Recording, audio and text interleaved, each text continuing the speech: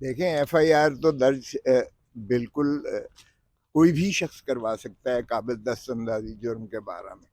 लेकिन यहाँ सवाल ये है कि 42 दिन के गुजरने के बाद भी, जबकि उसकी वालदा जो है और जर्नलिस्ट बरादरी भी एक पूरा एहतजाज कुना है, और वो इस चीज़ को बिलक बिलक के कह रही है वहाँ कि मेरे बेटे का जो बहिमाना कत्ल हुआ है, और जिस तरीके से उसे 16 पर्चे दर्ज करके मजबूर करके उसे पाकिस्तान से निकलना पड़ा, और फिर दुबई के उसे वीज़े मनसूख करके उसको आगे जाना पड़ा कीनिया, और फिर उसने बार बार कोशिश की दुबई के आने की और कोई माने हुआ। तो ये उस पर तो लामहला कि उसकी वालदा ही के बयान पर पर्चा होना चाहिए था, क्योंकि उसकी कंप्लेंट्स जो है बहुत, और सदर पाकिस्तान भी जाके मिले, उन्हें भी उसने शिकायत की। तो फिर इसके बाद बावजूद भी अगर शख्स जो है कोई पुलिस वाला करता है पर्चा, तो वो फिर मुझे समझ नहीं आती है कि क्यों इतना जो है हमारी रियासत क्यों कर इतनी वो उस माँ को जो है वो देने को, और जब से किसास दियत बीच में शामिल हुआ है, पहला हक वो रसा का होता है। वो माफ़ भी कर सकते हैं, वो किसास मांग सकते हैं, वो दियत ले सकते हैं। उसके बाद रियासत या सरकार जो है किसासन दिया के बाद इस्लामी शरह के मुताबिक जो है वो रसा का पहला हक होता है। लेकिन ये कहने के बावजूद अगर पर्चा, एफआईआर क्या होती है? एफआईआर तो एक इत्तला होती है कि फलां जुर्म का इर्तकाब किया गया है। उसके बाद उसका मरहला अगला तफ्तीश का है।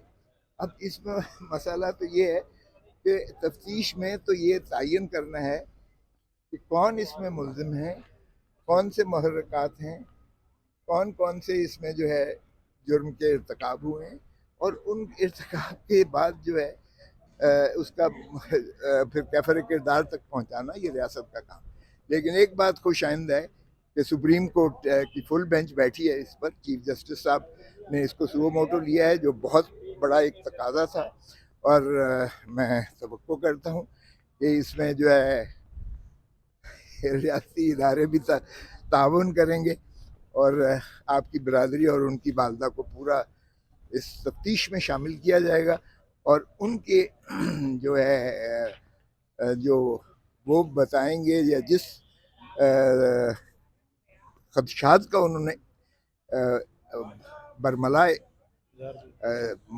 इजहार किया है, उसकी रोशनी में उसको यकसू किया जाएगा, हतमी किया जाएगा। ये नहीं कि उसको कवर अप या स्मोक स्क्रीन करके उसको दफन किया जाएगा। क्योंकि सुगरम बीबी के केस में 7 जजेस ने सुप्रीम कोर्ट के यही कहा कि ये जो एफआईआर के बाद तफ्तीश करना है, तफ्तीश में आपने शहादत का इकट्ठ करके सच्चाई पर पहुंचना है, और फौजदारी कवानीन की या क्रिमिनल एडमिनिस्ट्रेशन ऑफ जस्टिस की बुनियाद ही तफ्तीश है। और तफ्तीशी अगर उसको सही माने में दयानतदारी से न करे, तो उस पर इमारत तामीर की हुई वो जो है वो मुतज़लज़ल होती है, वो कभी भी पायदार नहीं होती है। तो आपको जो है बुनियाद को मजबूत करना पड़ेगा। तफ्तीश में शवाहिद जो है उस तमाम इकट्ठा करने पड़ेंगे, और अगर आप की रियासत में इतनी ताकत है, तो वो कोई भी हो, फिर कोई भी हो, कितना भी ताकतवर हो, फिर उसे कटहरे में लाएं, और उसे जब तक कैफर किरदार तक नहीं पहुंचाएंगे, तब तक इस मुल्क में कानून की बालादस्ती और आइन की जो है हुक्मरानी नहीं होगी। तो ये बताइएगा कि नवाज शरीफ साहब की नाअहली इसी तरह खत्म हो सकती है जिस तरह से फैसल वाडा की ताहयात नाअहली सुप्रीम कोर्ट ऑफ पाकिस्तान से खत्म हो गई? लेकिन ये तो रिव्यू उनकी खारिज हो चुकी है। अब उसको अगर रीविजिट करना चाहती है सुप्रीम कोर्ट, तो सुप्रीम कोर्ट पर 100 आर्टिकल 187 में मुकम्मल इंसाफ करने का और उसको दोबारा उसको लेने का मसाले को वो बिल्कुल कर सकते हैं। लेकिन फिर आपको उतने ही जज बिठाने पड़ेंगे जितने जजों ने उन्हें नाअहल किया था ताहयात। तो उसको जो है आप रिविजिट कर सकते हैं उस फैसले को, इस फैसले की रोशनी में जिसमें उन्होंने कहा फैसल बावड़ा के केस में। लेकिन फैसल बावड़े के केस में एक मुख्तलिफ बात भी है, एक थोड़ा सा। फैसल बावड़े के केस में दोहरी शहरियत की बुनियाद पर उन्हें नाअहल किया गया। दोहरी शहरियत उन्होंने अब ख़त्म कर दी है अपनी, तो उस हिसाब से उनको ये मिला कि वो जो उनका इलेक्शन था जिस वक्त वो दोहरी शहरियत उनकी थी, जो उन्होंने दरख्वास्त तो दी हुई थी कि मेरी दोहरी शहरियत मनसूख की जाए, लेकिन उस वक्त तक मनसूख नहीं हुई थी और इसलिए वो दोहरी शहरियत मुतसबर करते हुए उन्हें नाअहल किया गया आइन के तहत। लेकिन जब दोहरी शहरियत ख़त्म हो जाती है तो फिर जाहिर है कि उनको उसी इलेक्शन की हद तक ही उनको नाअहल किया जा सकता है, उन पर ताहयात बंदिश नहीं लगती।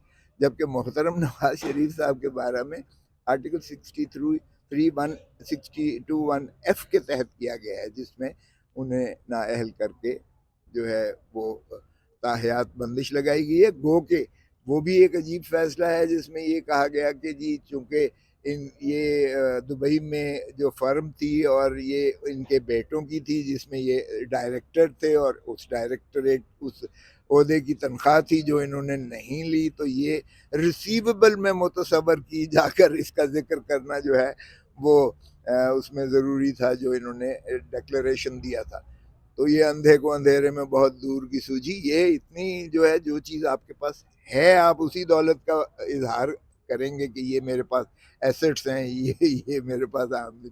जो आपने के पास नहीं है और जो ली नहीं है भाई उसका कैसे जिक्र करेंगे। लेकिन बाहर क्या, वो भी सुप्रीम कोर्ट का फैसला है, सर आंखों पर हम तो एहतराम ही कर सकते हैं, इज्जत ही कर सकते हैं, लेकिन मैं समझता हूँ उस फैसले को रिविजिट करना चाहिए सुप्रीम कोर्ट।